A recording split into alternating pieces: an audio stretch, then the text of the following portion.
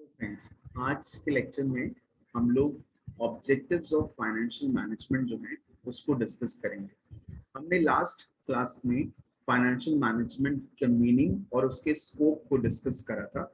आज हम उसके ऑब्जेक्टिव्स के बारे में बात करेंगे। देखिए, फाइनेंशियल मैनेजमेंट में जो बेसिक ऑब्जेक्टिव है, जो हमने ये समझा था कि फाइनेंशियल मैनेजमेंट में basically proper utilisation and arrangements of funds, तो allocation of funds, proper utilisation of funds, ये सब चीजें आती हैं। आप अपने फंड्स को कैसे अरेंज करते हैं और उसको कैसे अच्छे से यूटिलाइज करते हैं। अब अल्टीमेटली जो मेन एम या ऑब्जेक्टिव है किसी भी बिजनेस का, वो फाइनेंशियल मैनेजमेंट के ऑब्जेक्टिव्स के साथ में कंपाइल किया जाता है। हमारा सबसे पहला ऑब्जेक्टिव किसी भी बिजनेस का जो है वो होता है profit maximisation. Same as financial management जो हम करते हैं वो अल्टीमेटली हमारे ऑर्गेनाइजेशन के ऑब्जेक्टिव्स को फुलफिल के लिए किया जाता है। और किसी भी ऑर्गेनाइजेशन का जो मेन एम है, that is to earn a profit. तो main aim of the firm जो है उसमें हम प्रॉफिट अर्न करते हैं। और मेन एम हमारा प्रॉफिट अर्न इसलिए होता है क्योंकि हमारे बिजनेस को सरवाइव कराने के लिए प्रॉफिट की जरूरत होती है। तो किसी भी बिजनेस का मेन एम जो है that is profit earning.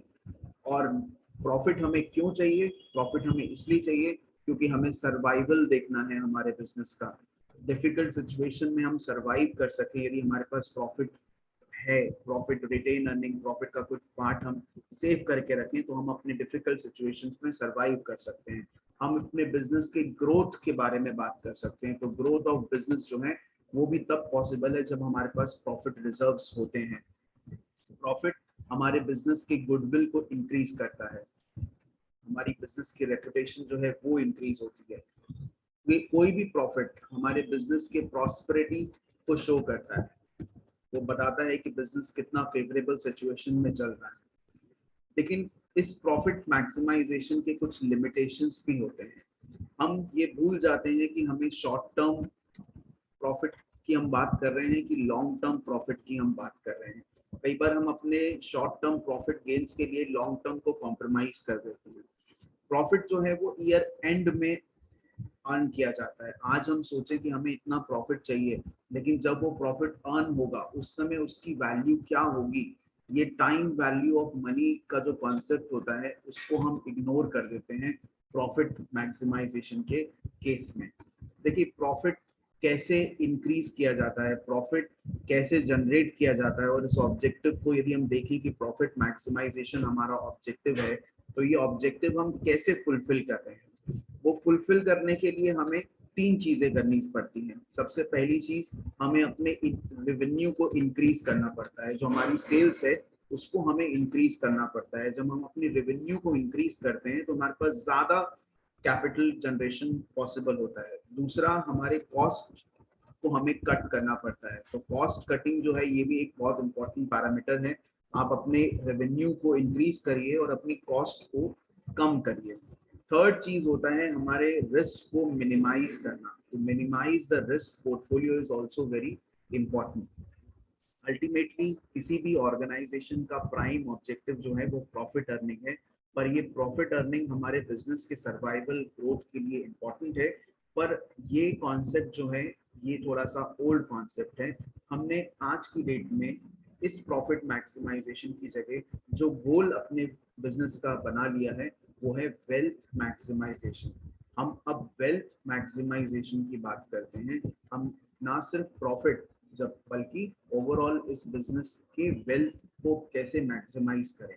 Now wealth maximisation basically क्या होता है? Wealth maximisation is basically to increase the value of share, to increase the value of share price of the company. हम अपनी company के share prices को कैसे increase करें, वो बेसिकली हमारा प्राइम फोकस बन जाता है। हमारा बेसिक कॉन्सेप्ट यही रहता है कि कैसे हम अपने नंबर ऑफ शेयर होल्डर्स चुनें, उनकी वेल्थ को इंक्रीज करें। और उनकी वेल्थ को इंक्रीज करने का तरीका है कि उनके जो शेयर प्राइसेस है उनको हम कैसे इंक्रीज करें। तो किसी भी पर्सन के पास कितने नंबर ऑफ शेयर्स हैं इनटू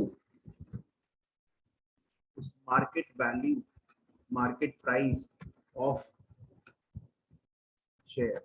तो ये जो market price of a share है, इसको हम जितना ज्यादा इंक्रीज करेंगे उतना ज्यादा वेल्थ इंक्रीज होती जाएगी। सपोज एक शेयर 100 रुपीज का है और हमारे पास 100 शेयर्स हैं, तो 100 × 100 टोटल वेल्थ हो गया 10,000। लेकिन यदि यही शेयर प्राइसेस 100 की जगह 200 हो गए, तो 100 शेयर्स इंटू 200 करेंगे तो टोटल शेयर प्राइसेस जो है वो हमारी वैल्यू जो है वो 20,000 हो जाएगी। तो हम जैसे जैसे अपने शेयर प्राइसेस की वैल्यू को इंक्रीज करते हैं, वैसे वैसे हमारा ओवरऑल वेल्थ जो है वो इंक्रीज होना शुरू हो जाता है। अब शेयर प्राइसेस इंक्रीज होते कैसे हैं, आप ये देखिए, किसी भी कंपनी के शेयर प्राइसेस इंक्रीज कैसे होंगे? इंक्रीज तब होंगे जब आपको ये लगेगा कि ये कंपनी का जो फ्यूचर ग्रोथ है वो काफी ज्यादा अच्छा है। आपको ये लगेगा कि ये जो कंपनी है वो प्रॉफिट जो है वो अच्छा अर्न कर रही है, उसकी फ्यूचर ग्रोथ अच्छी है, उसका करंट मैनेजमेंट अच्छा है। तो अल्टीमेटली जब हम वेल्थ मैक्सिमाइजेशन की बात कर रहे हैं, जहाँ पे हम market price value of share को इंक्रीज करने की बात कर रहे हैं, तो शेयर प्राइसेस इंक्रीज तब होते हैं जब शेयर होल्डर्स को या इन्वेस्टर्स को उस कंपनी के फ्यूचर में प्रोस्पेक्ट्स दिखते हैं। और वो तब पॉसिबल है जब उसकी करंट फाइनेंशियल पोजीशन जो है वो अच्छी होगी, मतलब वो प्रॉफिट अच्छा जनरेट कर रहा होगा। ये भी एक पैरामीटर है शेयर प्राइसेस को इंक्रीज होने में। तो अल्टीमेटली हमारा प्रॉफिट मैक्सिमाइजेशन का जो ऑब्जेक्टिव है वो भी फुलफिल हो जाएगा। यदि हम अपने शेयर प्राइसेस को इंक्रीज करेंगे तो हमारा प्रॉफिट मैक्सिमाइजेशन का ऑब्जेक्टिव भी साथ साथ फुलफिल हो जाएगा। और अपार्ट फ्रॉम दैट ओवरऑल हमारा ऑर्गेनाइजेशन जो है वो अच्छा परफॉर्म करेगा, क्योंकि प्रॉफिट के साथ साथ फ्यूचर प्रोस्पेक्ट्स को भी देखना है, करंट मैनेजमेंट्स को भी देखना है, ओवरऑल एडमिनिस्ट्रेशन को भी देखना है, मार्केट कैपिटलाइजेशन को भी देखना है। तो प्रॉफिट तो सिर्फ एक पैरामीटर था, वो तो फुलफिल हो ही रहा है वेल्थ मैक्सिमाइजेशन में। साथ साथ ओवरऑल उस ऑर्गेनाइजेशन की ग्रोथ और फ्यूचर प्रोस्पेक्ट भी ब्राइटर हो रहे हैं, तभी वो उसके शेयर प्राइसेस जो है वो इंक्रीज हो रहे हैं। बस थोड़ा सा हमें इसमें एक क्रिटिसिज्म झेलना पड़ता है, क्योंकि यहाँ पे जो लार्जेस्ट नंबर ऑफ शेयर्स जो होते हैं ना, वो किसी भी कंपनी के किसके पास होते हैं? वो होते हैं टू इट्स ओनर्स। तो जब आप शेयर प्राइसेस को इंक्रीज करेंगे तो ultimately owners wealth will increase.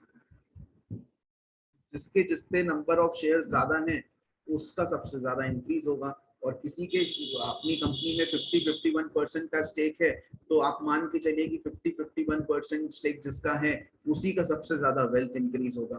तो जो ओनर्स हैं, क्या सिर्फ उनकी वेल्थ इंक्रीज हो रही है कि ओवरऑल सारे शेयर होल्डर्स की भी इंक्रीज हो रही है? होती तो सभी की है, लेकिन सबसे ज्यादा बेनिफिट उसी को होता है जिसके सबसे लार्जेस्ट नंबर ऑफ शेयर्स होते हैं। तो अल्टीमेटली हम कभी कभी ये बोलते हैं कि यहाँ पे ना ओनर्स की वेल्थ इंक्रीज हो रही है, ना कि शेयर होल्डर्स की। लेकिन फिर भी ओवरऑल जितने भी इन्वेस्टर्स हैं उनका वेल्थ इंक्रीज होना अल्टीमेटली हमारे बिजनेस का प्राइम ऑब्जेक्टिव बन गया है। तो दो ऑब्जेक्टिव्स हैं, profit maximisation and wealth. Profit maximisation एक ओल्डर कॉन्सेप्ट है, वो हमारे प्रॉफिट हमें इसलिए चाहिए क्योंकि हमारे बिजनेस के सर्वाइवल ग्रोथ के लिए नीडेड है।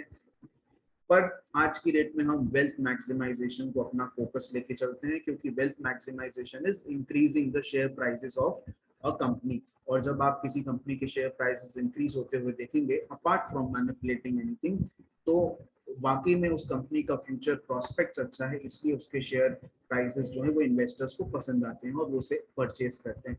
तो ओवरऑल आज की डेट में हमारा ऑब्जेक्टिव वेल्थ मैक्सिमाइजेशन हो गया है। आई होप ये लेक्चर आपको हेल्प करेगा। और जैसा मैं हर बार बोलता हूँ कि थोड़ा थोड़ा रोज पढ़िए और मुस्कुराते रहिए।